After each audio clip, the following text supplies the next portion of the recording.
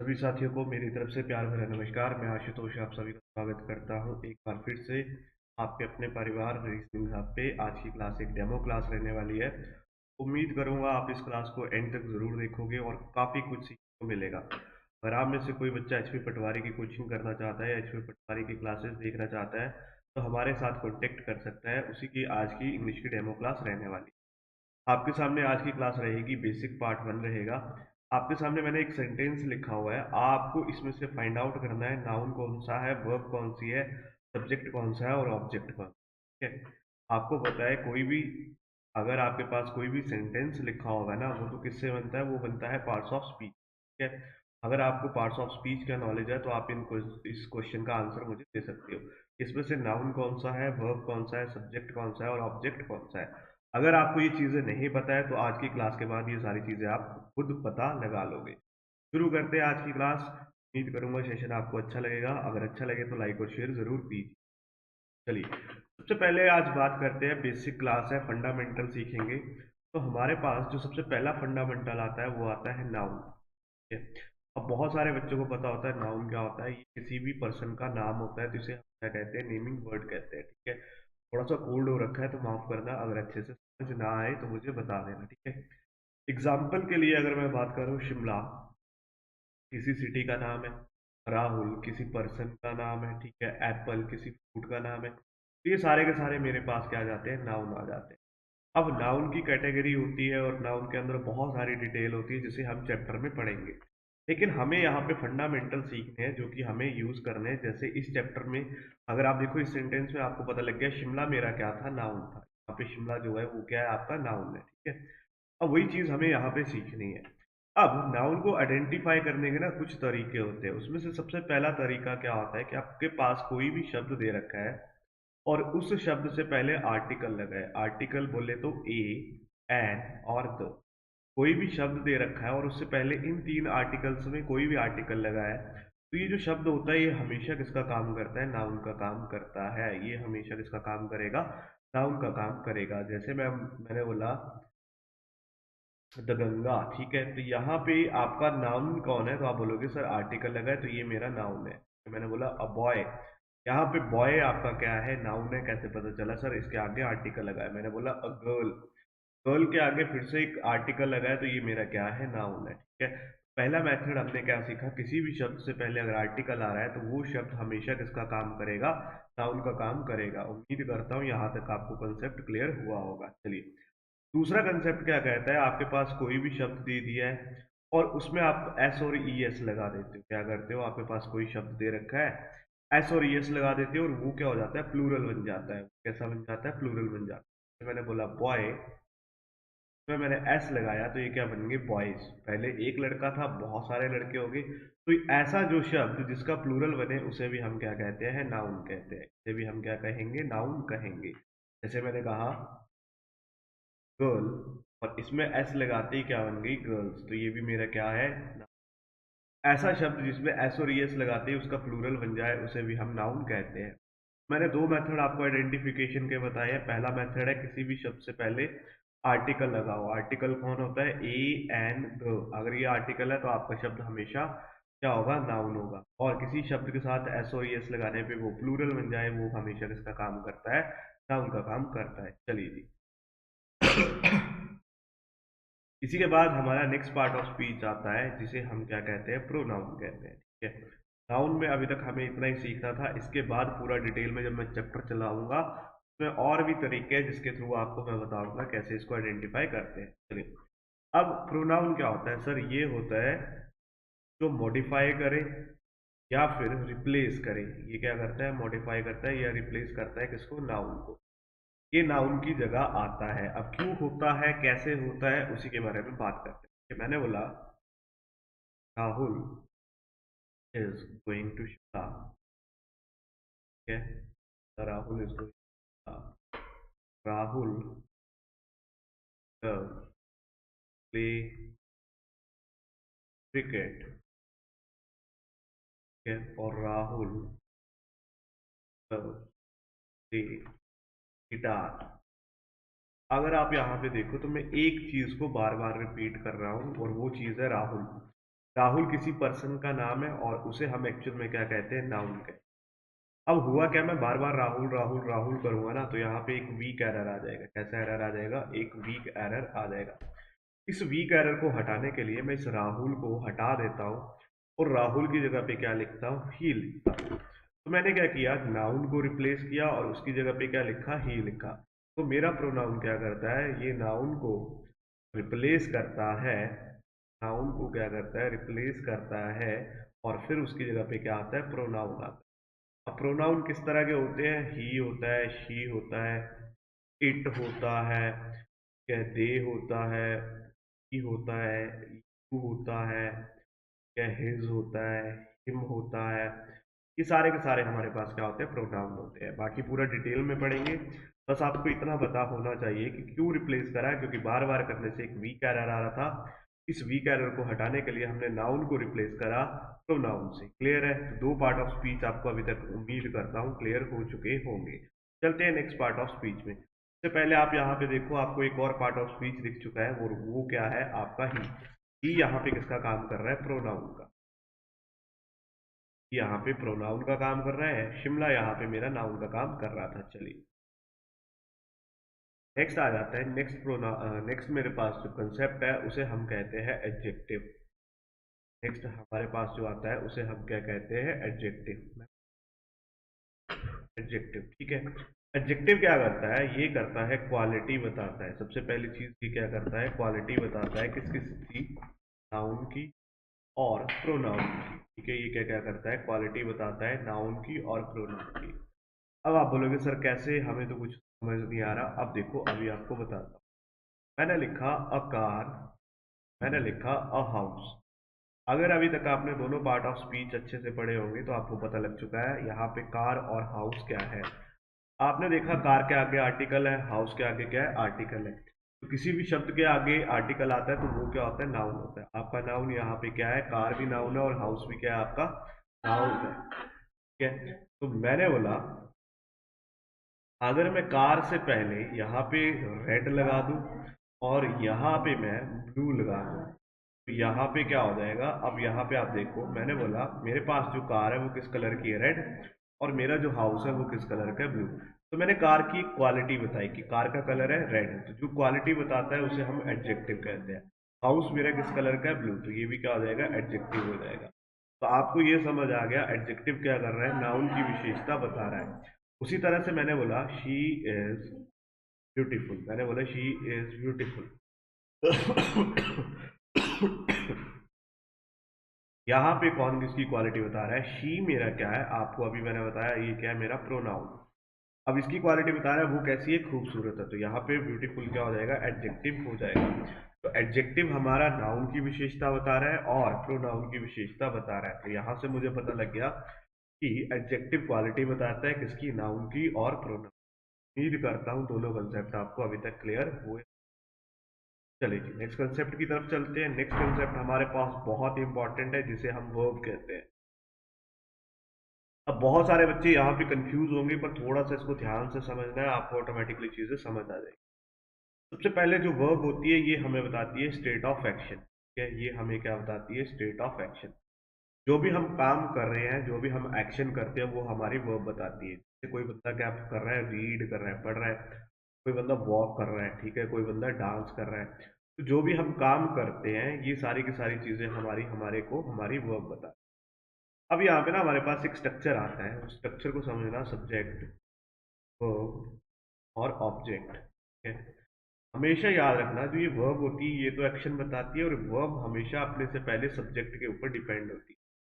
Subject दो तरह का होता है, एक होता है सिंगुलर और एक होता है प्लूरल। सब्जेक्ट दो तरह का होता है, एक सिंगुलर और प्लूरल। सिंगुलर के लिए जो वर्ब आएगी वो कैसी आती है, सिंगुलर वर्ब। प्लूरल के लिए जो वर्ब आएगी वो कैसी आएगी, प्लूरल वर्ब। इतना तो आपको उम्मीद करता हूँ पता होगा। ठीक है, चलिए अब हमारे पास वर्ब की 5 कैटेगरी होती है, उन्हीं के बारे में बात करते हैं। ठीक है, वर्ब की 5 कैटेगरी कौन कौन सी है उसके बारे में मैं आपको दिखाता हूँ। वर्ब की जो पहली फॉर्म होती है ना, वो हमेशा कैसी होती है, प्लूरल होती है, इसे हम बेस फॉर्म कहते हैं। और वर्ब को सिंगुलर बनाने के लिए हम इसमें एस और ई एस लगा देते हैं। वर्ब को सिंगुलर बनाने के लिए हम इसमें एस और ई एस लगा देते हैं। वर्ब की फिफ्थ फॉर्म आ जाती है जिसे हम सिंगुलर कहते हैं। वर्ब की कौन सी फॉर्म आती है? सिंगुलर फॉर्म से हम फिफ्थ फॉर्म कहते हैं। ठीक है, ये हमारी पास्ट होता है, इसे पास्ट पार्टिसिपल कहते हैं। इसे पास्ट पार्टिसिपल कहते हैं, ये आगे चीजें बताऊंगा। और ये तो आपको पता है आईएनजी फॉर्म होती है, ये आपको पता है। ठीक है जी। अब यहाँ पे सीखने वाली चीज क्या है कि वर्ब की जो पहली फॉर्म होती है तो वो हमेशा कैसी होती है? प्लूरल। उसको सिंगुलर बनाने के लिए हम क्या करते हैं? एस और एस का एडिशन कर देते हैं। अगर मैं बात करूं, यहाँ पे जो रीड लिखा है, वॉक लिखा है, डांस लिखा है, सारे के सारे प्लूरल। ठीक है, अब आपको इनको सिंगुलर बनाने के लिए इसमें एस और एस लगाना है। अब जैसे आपका एग्जांपल लिखता हूं, मैंने लिखा ही डैश अ पोएम। मैंने यहाँ पे लिखा राइट और यहाँ पे लिखा राइट्स। आपको बताना है क्या आएगा। आपने देखा सर यहाँ पे तो ही है, ही आपका सिंगुलर होता है, तो सिंगुलर के लिए सिंगुलर वर्ब, तो सिंगुलर वर्ब कौन सी आएगी? ही राइट्स अ पोएम। मैंने लिखा वी डांस। ठीक है, अब लव या फिर लव्स, ये आपको बताना है क्या आएगा। अगर आपको कंसेप्ट क्लियर है तो आपको पता है वी हमारा प्लूरल होता है बहुत सारे, तो यहाँ पे आएगा वी लव डांस। क्लियर है? ये चीज बहुत इंपॉर्टेंट है, अगर आपको वर्ब के बारे में नहीं पता तो ये पता होना चाहिए। अब यहाँ पे आपने ना स्टार लगा के दो चीजें नोट करनी है कि नाउन के केस में हम सिंगुलर में एस और ई एस लगा रहे थे और वो क्या बन रहा था? प्लूरल बन रहा था। ये था नाउन का केस। वर्ब का केस उल्टा होता है। वर्ब के केस में प्लूरल में एस और ई एस लगाते हैं और वो कैसा बन जाता है? सिंगुलर बन जाता है। वर्ब के केस में प्लूरल में एस और ई एस लगाते हैं और वो सिंगुलर बन जाता है। इसके अलावा हम कहीं पे भी एस और ई एस का यूज नहीं करेंगे। क्लियर है? इसके अलावा हम कहीं पे भी एस और ई एस का यूज नहीं करते, सिर्फ इन दो केसेस में करते हैं। चलिए, अब मैं एक दो एग्जांपल लिखूंगा, आपने मुझे उसमें वर्ब फाइंड आउट करके बतानी है। जैसे मैंने बोला शी किक्ड द बॉल। अब आपने यहाँ पे देखना क्या एक्शन हुआ है, तो आप बोलोगे सर उसने किक करी, तो यहाँ पे किक आपकी क्या आ रही है? वर्ब आ रही है। किक आपकी वर्ब आ रही है। मैंने बोला she killed him, she killed him. यहाँ पे आपकी वर्ब कौन सी है? तो आप बोलोगे सर किल, यहाँ पे एक्शन हो रहा है तो वो क्या है? किल हमारी वर्ब है। मैंने बोला वी एट मैंगोज। अब हमने यहाँ पे क्या काम किया? एट, एट यानी कि खाया, तो ये हमारी क्या हो जाएगी? वर्ब। जो भी हम एक्शन कर रहे हैं ना, जो भी हम एक्शन कर रहे हैं उसे हमें हमारी वर्ब बताती है। हमारा एक्शन कौन बताती है? हमारी वर्ब बताती है। ये तो आगे इसका फर्स्ट पार्ट, एक्शन को कौन बताएगी? हमारी वर्ब बताएगी। इसी के साथ ना वर्ब एक और चीज भी करती है। वर्ब क्या करती है? इंफॉर्मेशन बताती है। वर्ब हमें इंफॉर्मेशन बताती है। अब इंफॉर्मेशन क्या बताती है? अब आगे आपको बताना है। जैसे मैंने बोला आई एम अ टीचर, मैंने बोला आई एम टीचर। अब मैंने यहाँ पे कोई भी एक्शन नहीं किया, लेकिन ये जो एम है ये आपको बता रहा है, ये आपकी वर्ब है। यहाँ पे आई एम, ये आपकी वर्ब है, और यहाँ पे इंफॉर्मेशन दे रहा है कि मैं क्या हूँ? टीचर हूँ। मैंने बोला कि likes chocolates, chocolates, she likes. अब आपको बताना है, यहाँ पे कोई एक्शन नहीं हुआ लेकिन ये आपकी वर्ब है, उसको क्या पसंद है? चॉकलेट। तो यहाँ पे इंफॉर्मेशन दे रही है। तो वर्ब दो काम करती है, एक तो एक्शन बताती है और दूसरा क्या करती है? इंफॉर्मेशन बताती है। क्लियर है? अब यहाँ से ना एक और कंसेप्ट आ गया। जो मेरी वर्ब होती है वो दो तरह से डिवाइड होती है। एक होती है हेल्पिंग वर्ब और एक होती है मेन वर्ब। ठीक है, हेल्पिंग वर्ब जैसे आपको मैंने बोला I am going school, I am going to school, उम्मीद कर रहा हूँ दिख रहा होगा। ये तो एक्शन हो रहा है, ये आपकी मेन वर्ब आएगी और हेल्पिंग वर्ब ये आ जाएगी। तो यहाँ से एक चीज याद रखना कि वर्ब की दो फॉर्म्स होती है, एक हेल्पिंग वर्ब और एक मेन वर्ब। और कोई भी सेंटेंस बिना वर्ब के नहीं आता। या तो हेल्पिंग वर्ब आएगी या फिर मेन वर्ब आएगी या फिर दोनों आएंगी। ये भी आपको पता होना चाहिए। कोई भी सेंटेंस बिना वर्ब के नहीं आता। देखो, इसमें हेल्पिंग वर्ब थी, मेन वर्ब का काम कर रही है, इसमें मेन वर्ब है, काम कर रही है। ठीक है, तो दोनों आएंगी या फिर एक ही आएगी। चलिए, वर्ब का हमने कंसेप्ट सीखा। वर्ब में हमें सबसे पहले क्या सीखना था कि ये एक्शन बताती है, इसकी पहली फॉर्म हमेशा प्लूरल होती है। सिंगुलर बनाने के लिए इसमें एस और एस का यूज किया जाता है। ठीक है, उसके बाद हमने ये कुछ एग्जाम्पल सीखे, दो ही चीजों में एस और एस लगता है, वो भी हमने सीखा। चलो जी, उसके बाद हमने देखी वर्ब क्या क्या होती है, क्या क्या एक्शन करती है। चलो जी, उसके बाद अब इंफॉर्मेशन कैसे बताती है उसके बारे में भी हमने यहाँ पे पढ़ लिया है।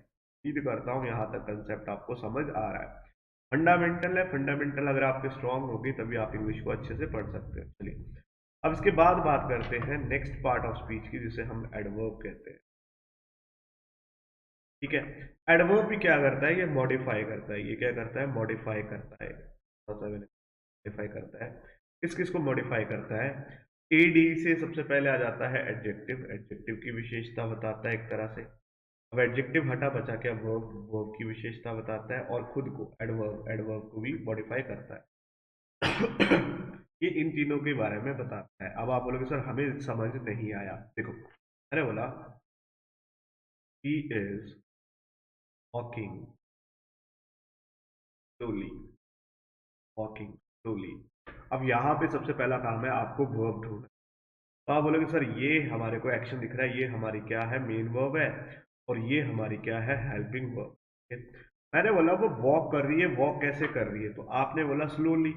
तो देखो जो वर्ब की क्वालिटी बता रहा है कि वॉक में कैसा स्लोली, तो जो वर्ब की क्वालिटी बता रहा है उसे हम क्या कहते हैं, एडवर्ब कहते हैं। इज वॉकिंग स्लोली, तो यहाँ पे उसकी क्वालिटी बता रहा है, ये वर्ब की क्वालिटी बताने वाला एडवर्ब। मैंने आपको एक सेंटेंस बताया था, शी इज ब्यूटीफुल। मैंने बोला था एक बार देखो, शी इज ब्यूटीफुल। यहाँ पे हमने देखा था कौन किसकी क्वालिटी बता रहा है, शी मेरा क्या था, प्रोनाउन, उसकी क्वालिटी बता रहा था ब्यूटीफुल, तो ये क्या था, एडजेक्टिव। मैंने बोला शी इज ब्यूटीफुल, ये हमने पढ़ा था एडजेक्टिव।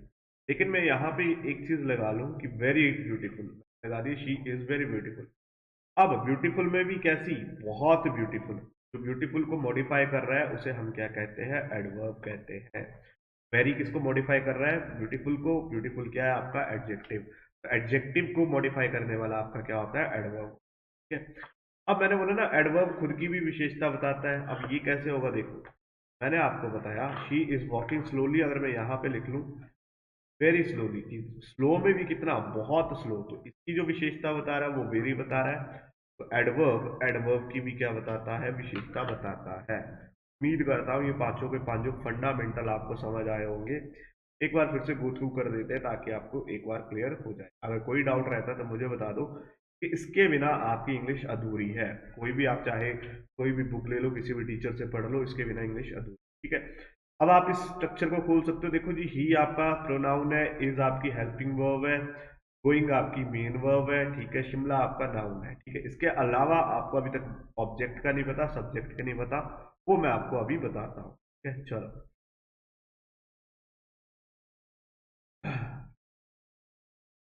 ठीक है, अब बात करते हैं, इसके अलावा हमारे पास पार्ट ऑफ स्पीच में प्रेपोजिशन होता है, कंजंक्शन होता है, इंटरजेक्शन होता है। वो हमें जब चैप्टर पढ़ेंगे वहीं पे मैं आपको डिटेल में करवा दूंगा। फिलहाल आपको ये पांच चीजें बहुत इंपॉर्टेंट थी, वो पढ़नी थी। नेक्स्ट आ जाता है सब्जेक्ट। ठीक है, अच्छा सब्जेक्ट से पहले ना मैं आपको एक चीज बताता हूँ, ऑब्जेक्ट। ये इंपॉर्टेंट है। पहले हमारे पास सब्जेक्ट होता है, वर्ब अभी हमने पढ़ ली, और फिर उसके बाद आता है ऑब्जेक्ट। ठीक है, ऑब्जेक्ट ना दो चीजों का होता है, एक तो देखो वर्ब का है, सबसे पहले हम सीखेंगे वर्ब का ऑब्जेक्ट, और एक होता है प्रेपोजिशन का। प्रेपोजिशन, उम्मीद करता हूँ प्रेपोजिशन आपको पता होगा, जैसे टू हो गया, फोर हो गया, एट हो गया, इन हो गया, ठीक है, अपॉन हो गया, ये सारी की सारी हमारे पास प्रेपोजिशन होती है। चलो, अब याद रखना जो हमारा ऑब्जेक्ट है ना, ऑब्जेक्ट भी दो ही चीजें बनती है, या तो नाउन होता है या फिर क्या होता है, प्रोनाउन होता है। ऑब्जेक्ट बनने का काम सिर्फ दो चीजें करती है, या तो नाउन होगा या फिर क्या होगा, प्रोनाउन होगा। अब वर्ब का ऑब्जेक्ट कैसे करेंगे, हम वर्ब से क्वेश्चन पूछते हैं, व्हाट या whom करके, अगर वहां से रिप्लाई आता है तो वो चीज उसका ऑब्जेक्ट हो। याद रखना, वर्ब से क्वेश्चन पूछना है व्हाट और whom करके, अगर रिप्लाई आता है तो वो चीज उसका ऑब्जेक्ट होती है। जैसे मैंने बोला he kicked the ball। अब यहाँ पे आपको सबसे पहले वर्ब देखनी है, वर्ब आपकी क्या है, किक। वर्ब से क्वेश्चन पूछो, शी किक्ड व्हाट, आप इससे क्वेश्चन पूछो शी किक्ड व्हाट, आंसर आएगा द बॉल। तो ये जी चीज है, ये आपका क्या बन गया, ऑब्जेक्ट बन गया। मैंने बोला शी किल्ड हिम, क्वेश्चन पूछो, वर्ब कौन सी है, वर्ब आपकी ये है, क्वेश्चन पूछो शी किल्ड हुम, आंसर आएगा हिम। शी किल्ड हुम, आंसर आएगा हिम। क्या बन जाएगा, ऑब्जेक्ट। मैंने बोला आई लव यू, वर्ब आपकी कौन सी है, लव। ठीक है, मैंने बोला आई लव हूम, आंसर आया यू, तो ये क्या है, आपका ऑब्जेक्ट है। मैंने बोला वी एट मैंगोज, यहाँ पे एट क्या है, आपकी वर्ब। मैंने बोला वी एट व्हाट, आपका आंसर क्या आ रहा है, मैंगोज, तो ये क्या है, ऑब्जेक्ट है। पहला तरीका तो मैंने आपको बता दिया, ये आपको किताबों में भी मिल जाएगा और आपको यूज करना होगा तो कर सकते हैं। दूसरा तरीका आपको याद रखना है, कभी भी आपके पास वर्ब दे रखी है ना और उसके डायरेक्ट बाद नाउन या प्रोनाउन आ रहे हैं, देखो नाउन या प्रोनाउन, वर्ब के बाद आर्टिकल वाला शब्द क्या होता है, आप बोलोगे सर ये तो नाउन है, और ये हमेशा किसका काम करेगा, ऑब्जेक्ट का। वर्ब के बाद हिम, ये क्या था, मैंने आपको बताया था प्रोनाउन है, लेकिन काम किसका कर रहा है, ऑब्जेक्ट का। मैंगोस, ये किसी चीज का नाम, ये क्या है, नाउन है, काम किसका कर रहा है, ऑब्जेक्ट। अगर वर्ब के डायरेक्ट बाद नाउन या प्रोनाउन आता है तो वो क्या होता है, आपका ऑब्जेक्ट होता है। अब देखो वर्ब है, वर्ब के डायरेक्ट बाद यू, यू क्या था, प्रोनाउन, लेकिन काम किसका कर रहा है, ऑब्जेक्ट का। क्लियर है। अब इसी तरह से प्रेपोजिशन का ऑब्जेक्ट होता है। मैंने बोला I am going to Shimla, अब यहाँ पे गोइंग आपकी वर्ब है, लेकिन वर्ब के डायरेक्ट बाद ना तो नाउन आया है ना ही प्रोनाउन। अब यहाँ पे क्या रखा है, आप बोलोगे सर प्रेपोजिशन, अब यहाँ पे क्या रखा है, प्रेपोजिशन। क्लियर है। और प्रेपोजिशन के बाद आपको दिख रहा है शिमला, शिमला होता क्या है, किसी चीज का नाम, ये है नाउन, लेकिन काम कर रहा है ऑब्जेक्ट का, और ये किसका ऑब्जेक्ट है, ये है ऑब्जेक्ट इज टू। तो आपको लग गया बता प्रेपोजिशन का ऑब्जेक्ट कैसे पता कर रहे हैं और वर्ब का ऑब्जेक्ट कैसे पता कर रहे हैं। क्लियर है जी। इसके बाद नेक्स्ट क्लास में मैं आपको, आज की क्लास मैंने सोचा था 20 मिनट की रखूंगा, ऑलरेडी हो रखी है। नेक्स्ट क्लास में मैं आपको, अगर आपको ये क्लास अच्छी लगती है और आप इस पर अच्छे व्यूज देते हो, अच्छा लाइक और शेयर करते हो, और अगर आपके कमेंट आते हैं, तो मैं नेक्स्ट क्लास में इससे भी एडवांस आपको कुछ और चीजें करवाऊंगा। अगर आप हमारे साथ जुड़ना चाहते हैं तो जीनियस एकेडमी धर्मशाला को विजिट कर सकते हैं। हमारा कॉन्टैक्ट नंबर ये है। हमारा ऑनलाइन बैच जल्द ही नेक्स्ट वीक से शुरू होने वाला है। हमारे प्राइजेस रहेंगे 1499।